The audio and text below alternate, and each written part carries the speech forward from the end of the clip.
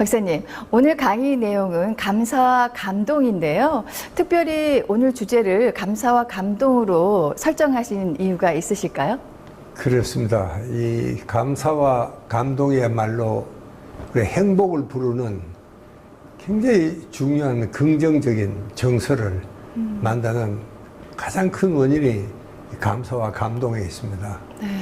이렇게 우리가 정말 인격적으로 고매한 사람이라거나 겸손한 사람, 진지한 사람들은 정말 지난 시간에 우리 김경숙 선생님도 이야기했죠.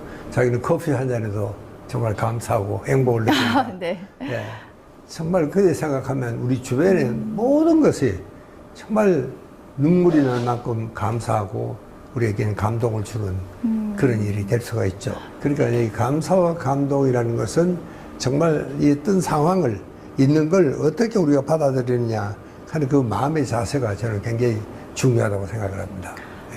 감사와 감동의 차이는 어떤 게 있을지 좀 더 구체적으로 말씀해 주세요. 그렇죠. 그걸 뭐 굳이 구별을 할 필요는 사실은 없습니다. 우리가 감사를 진심으로 하면은 자기도 모르게 정말 눈물이 나올 정도로 감동을 하게 되죠.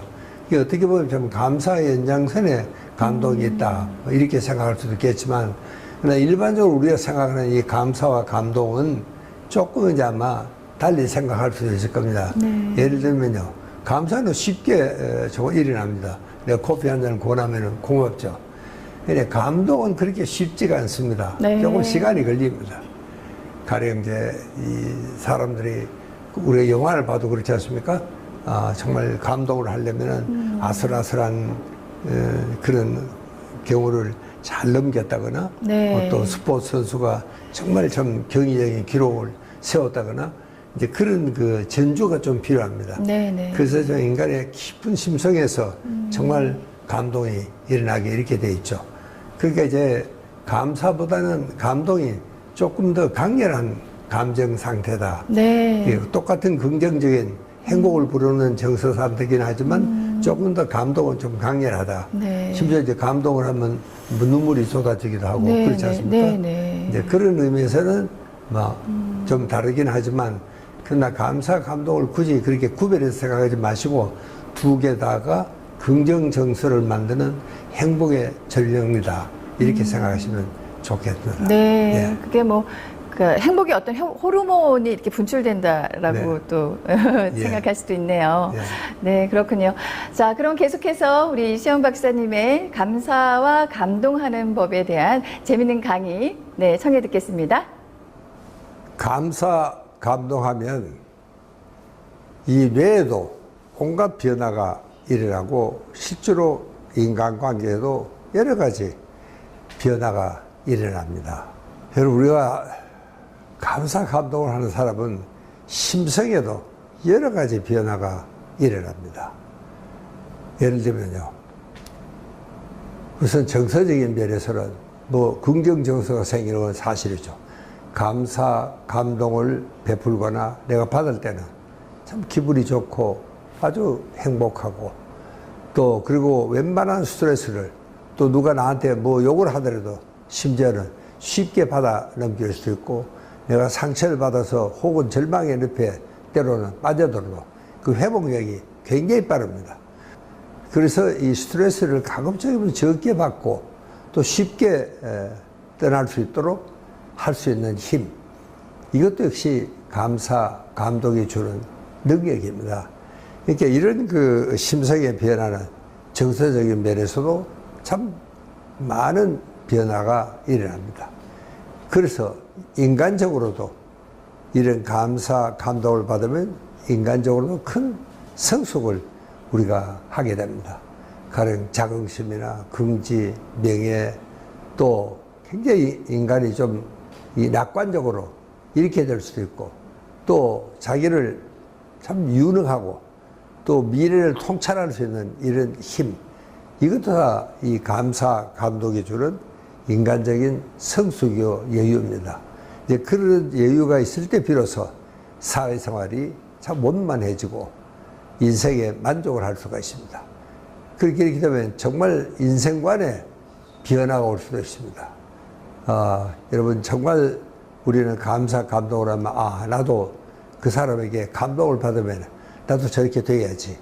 그래서 정말 의미 있는 일을 추구하게 되고, 또 그전에는 별로 관심이 없었던 그런 봉사활동에도 내가 관심을 갖고 조인을 하게 되고, 이렇게 되고 보면 우리 인간이라는 것은 정말 참 하나의 큰 이웃을 생각하는 우주적인 존재로 우리가 태어날 수도 있습니다. 여러분, 감사, 감동하고 이 성공에 어떤 관계가 있을까? 여러분, 이 감동의 작용은요, 우리 인간은 두 가지 방향으로 일어날 수가 있습니다. 가령 성공 회로가 활성화되면 성공으로 갑니다. 반대로 실패 회로가 무슨 일로 활성화되면 이거 이제 실패로 가게 됩니다. 여러분, 저게 자전거 타는 이야기가 나옵니다만, 자전거를 배우면서 한두 번 안 넘어진 사람이 없습니다. 다 넘어졌죠.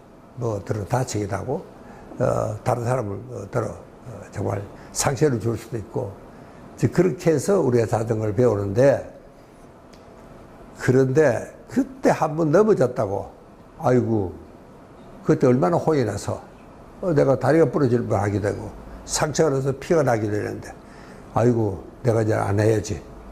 이런 기억을 해마에서, 해마라는 것은 기억을 담당하는 신경세포입니다. 그럼 그 옆에 편도체라는 데가 있죠.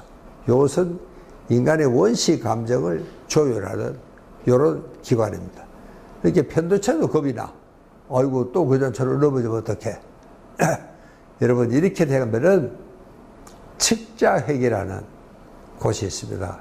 좀 어렵습니다만은 이것은 인간의 의욕을 만들어주는 신경회로입니다. 이렇게 되면은 겁이 벌벌 나고, 그때 아팠던 것이 새로 기억이 나고, 이렇게 되면은 해보겠다는 의욕이 생기지가 않습니다. 이게 의욕이 저하가 되니까 결국은, 아유, 그만두자. 다시는 자전거 타지 말자. 여러분, 이렇게 되면 이 사람은 이제 평생을 자전거 못 타는 사람으로 되어버리는 겁니다. 그 대신에 이제 반대로 한번 좀 넘어진 사람이, 야, 자전거 배우면서 안 넘어진 사람 어디 있어? 이번엔 괜찮을 거야. 그러고 이제 다시 시작을 하는 사람이죠. 그리고 조금 가서요, 안 넘어지고, 삐뚤삐뚤 하면서, 야, 기분 좋다. 이게 안 넘어지는구나. 그래서 참 그런 작은 일들이 쌓여가지고 몇 번 경험을 해가서, 아하, 이 넘어질 때는 넘어지는 방향으로 핸들을 틀어야 되는구나. 이렇게 되면은 여러분, 이제 조금 이제 아이디어가 생기죠. 아, 이러면 이제 새로운 걸 더 도전해보고 실천해보고, 이렇게 해서 이제 작은 성공이 자전거를 배운 그 힘으로 여러분 훨씬 더 어려운 스케이트를 탈 수도 있고, 이렇게 이제 자꾸 발전이 되어가는 겁니다. 자, 감사, 감동하면은 여러분 깜짝 놀랄 그림을 하나 보여드리려고 합니다. 감사, 감동의 파동이 얼마나 강력한 힘이고 에너지인지, 또 그리고 얼마나 큰 공명을 이루어서 증폭이 되는지를 여러분 정말 거짓말 같은 사진을 제가 하나 보여드리려고 합니다. 여러분, 이거는 일본의 에모토라는 양반이 실제로 실험을 해서 영상으로 찍은 겁니다. 저거 물에다가, 컵에다가, 그 옆에는 하나에는 감사하다 하는 글자를 써서 붙였고, 오른쪽은 바보라 하는 글씨를 써 붙였습니다. 그랬더니 여러분 조금 있다 보니까 어떻게 됐습니까? 감사라고 써 붙인 것은, 물은 원래 정육각형입니다. 물 분자는. 그게 가장 깨끗하고 순수한 물입니다. 근데 여러분 이쪽에 바보라고 쓴 물은 한번 보십시오. 완전히 물 분자가 엉망으로 되어 있습니다. 누구도 저런 물을 좋아하지는 않을 겁니다. 그러니까 여러분, 이 물은 우리 인간의 몸에 정말 70%, 80%가 물입니다. 또 이 세포 하나하나도 이 물이 없으면 세포는 말라 죽습니다. 그러니까 이게 정말 우리 인간은 어떤 의미에서는 이 물에 의존하고 있는데, 여러분 저 컵에 물 시럽을 보시면 처음에는 이 양반이 말로 했어요. 야, 너는 왜 이렇게 더러우냐? 너는 형편없다. 그리고 또 하나는 너는 참 깨끗하고 맑아서 참 좋다. 내가 마시니까 물 맛도 좋고 기분 좋다. 이렇게 했더니 또 저런 사진이 나타났고요. 이번에는 그러지 않고 아예 그만 이제 글씨로 써붙였습니다. 그래도 저런 현상이 나타난다는 겁니다. 여러분, 이게 참 무서운 이야기 아닙니까? 그래서 이 학자들은 얼령이라는 것이 있다. 이 말에 영혼이 있다. 그렇게 설명하는 학자들도 있습니다. 그렇게 이렇게 보면은 정말 이게 근본이 달라지는 겁니다. 이 감사, 감동의 파동이 정말 우리 몸에 물이 변화가 올 정도로 바뀌니까 우리 세포 하나는 물로 구성이 되어 있습니다. 그 물이 저렇게 변했다고 하면 생각을 해 보십시오. 감사, 감동의 힘이 얼마나 위대하고 큰지. 여러분, 실제로 이런 실험들은 많은 학자들이 해왔습니다. 여러분, 그러니까 이 감사, 감동의 파동이라는 것은 이렇게 우리 몸에 또 이 모든 생물에 실질적인 구조적인 변화를 가져온다. 이런 이야기입니다. 그러니 이 감사, 감동을, 파동을 여러분 그렇게 쉽게 생각하시면 안 되겠다. 그런 이야기를 제가 꼭 드리고 싶습니다. 이거 한번 보시면은 저는 이 그림을 정말 좋아합니다. 여러분, 그러면은 참 감사, 감동이라는 걸 함부로 생각할 수 없구나. 그런 생각을 항상 하게 됩니다. 자, 여러분, 이 그림을 한번 보십시오. 이거는 감사, 감동과 전혀 반대입니다. 아주 화가 난 사람이죠. 여러분, 이 화가 나면은 저쪽 뇌 한복판에 빨간 원을 그려놓은 저기를 우리가 시상하부라고 이야기합니다.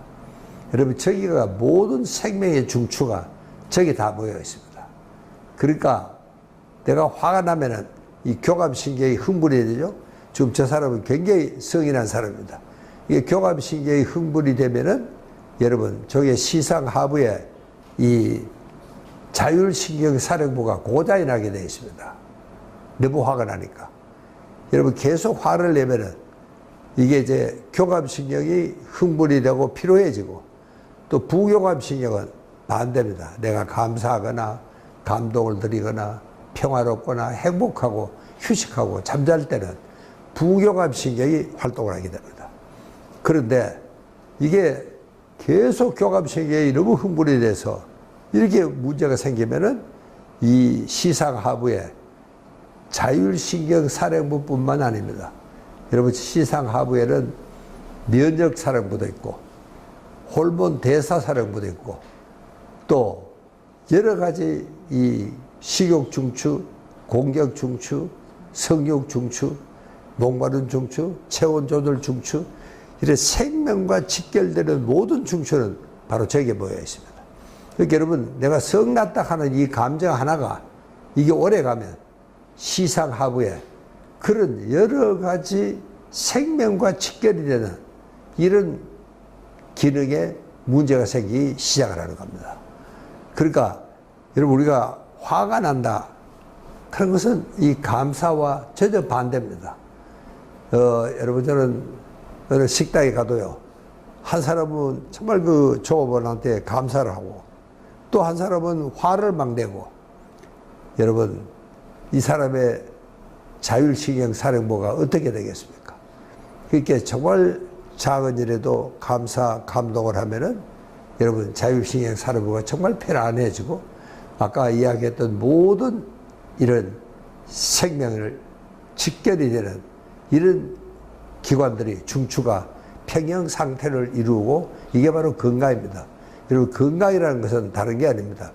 저 교감신경의 지나친 흥분을 가라앉히는 것, 이게 건강입니다. 그러니까 정말 마음을 편안하게 먹고 작은 일에도 감사를 하면은 우리는 저런 일이 없어진다는 사실입니다. 그러니까 감사, 감동을 내가 마음에 새기면은 이게 바로 마음의 평화 그리고 건강을 보장한다 하는 이야기를 말씀을 드리고 마치겠습니다.